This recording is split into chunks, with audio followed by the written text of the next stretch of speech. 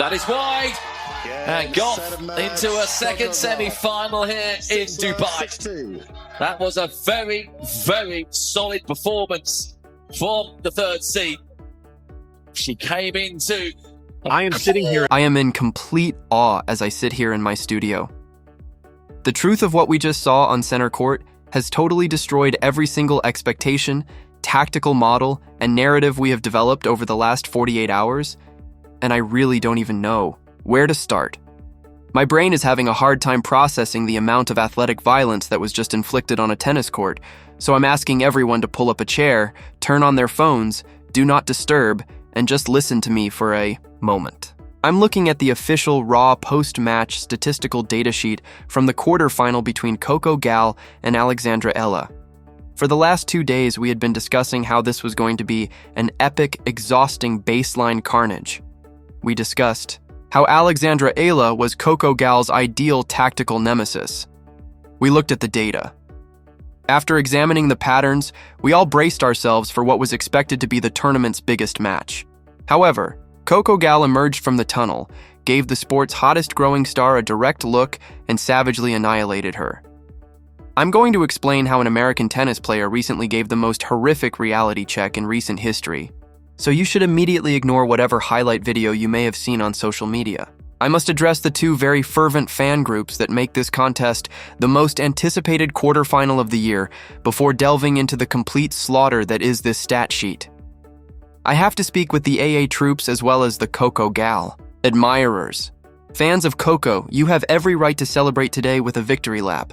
Through all of the criticisms of her serve, the skepticism about her forehand, and the rumors that she was weak, you have been standing up for your Grand Slam winner. Today, she incinerated the detractors rather than just silencing them. She demonstrated why she is this generation's top predator. And I understand how painful this is for the Eala army. I am aware that you are all sitting there in complete shock as you stare at the 662 score line. It's a huge, really bitter pill to chew, to see this amazing young talent be run off the court like this after you put your heart and soul into supporting her. However, I want you to know that Alex Eala's journey is far from over. Even though it was terrible. This is the most important lesson she would ever learn in her career. She just learned the precise definition of the sport's absolute ceiling. She also discovered what occurs when a generational athletic aberration collides head-on with your greatest tactical strength. She entered a heated environment with the audience backing Eala for the third seat, but she managed to silence them by winning the first 10 games. Yes, when Eala tried to return, there was a little wobble. Let's examine the harsh, indisputable mathematics of this match and totally destroy the mirage of what transpired outside. Since we praised Alex Eala's amazing baseline IQ and her ability to win games without using free points all week, we must begin by examining her side of the stat sheet. That same tactic was revealed today in the most brutal manner imaginable. Take a look at Eala's first serve data. She hit 61% of her first serves into the box, which is rather impressive. In her prior games, just bringing the ball into play was sufficient to initiate the intense rallies that she enjoys. However, take a look at her victory percentage from today's first serve, 32%. Please allow that number to get ingrained in your mind. 32% of her initial serve. That failure is disastrous from a mathematical standpoint. This indicates that Alex Eala lost the point around 70% of the time she used her main weapon. How on earth can it occur? It occurs as a result of Coco Gauff treating that serve as a short mid-court practice ball after realizing it had no venom that might harm her. Before Eala had even completed her service motion, Coco was virtually smothering her by stepping so far inside the baseline on the return. Eala had no chance of backing Coco off the line since she didn't smash a single ace throughout this match. From the first stroke, Coco was taking full advantage of the situation by reading the toss and making huge, forceful cutbacks. And what happens when a Grand Slam winner completely destroys your first serve? When it comes to your second serve, the pressure is unbearably oppressive. Eala had an incredible 74% victory percentage on her second serve in the previous round. In contrast, to Coco Gauff's fearsome speed and defensive covering, that figure fell to 40% today. When Eala struck her second serve, she was frightened. She was aware that Coco would tear a winner down the line if she floated it even an inch too high. Coco Gauff just wouldn't allow Eala to create any kind of rhythm, so the baseline dominance she was depending on vanished entirely. Eala was always rushing, always on the defense, and always making shots on the dead run. Throughout the whole game, Eala was only able to earn 19 receiving points. The American superstar on the opposite side of the net's pure physicality overpowered her and prevented her from applying any continuous pressure. However, this is the most bizarre and horrifying aspect of this whole statistical analysis.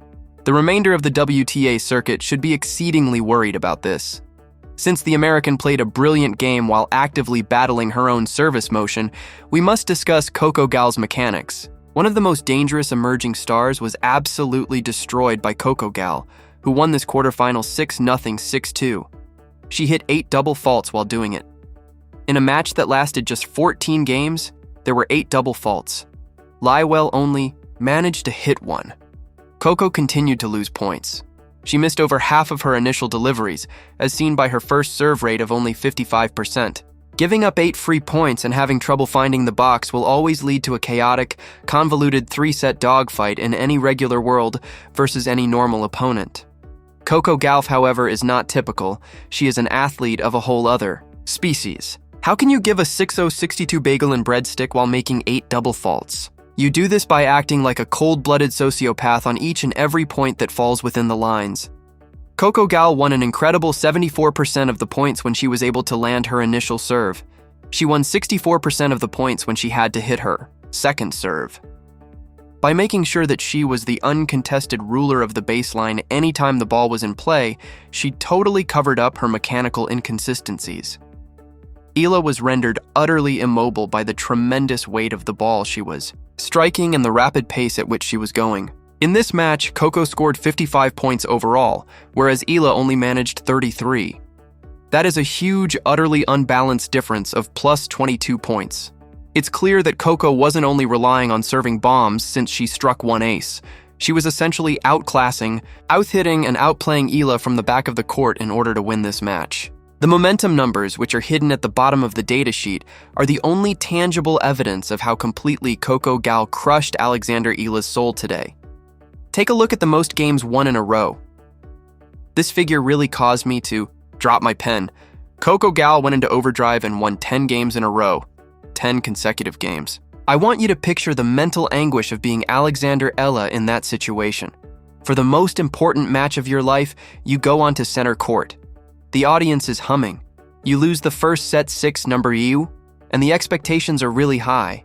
You sit in your chair, attempt to get your bearings, remind yourself that this is a fresh set, and then you lose the second set by a score of 4.